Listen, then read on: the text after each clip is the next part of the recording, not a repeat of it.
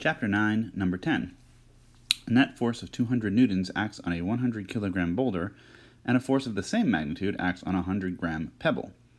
A is the change of the boulder's momentum in 1 second greater than, less than, or equal to the change of the pebble's momentum in the same time period.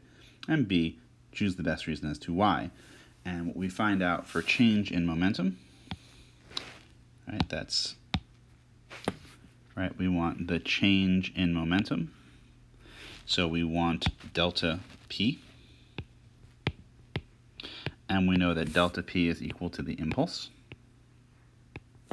And the impulse is equal to the force times the time over which the force acts. So the key thing here is that it's the same force.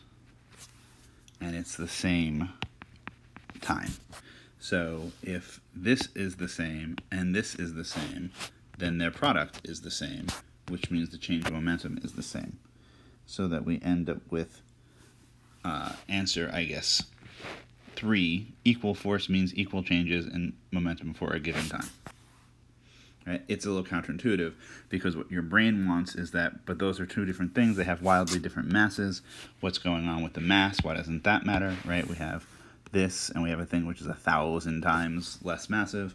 But all that matters there is that it will have much greater acceleration, assuming that this is the net force that acts.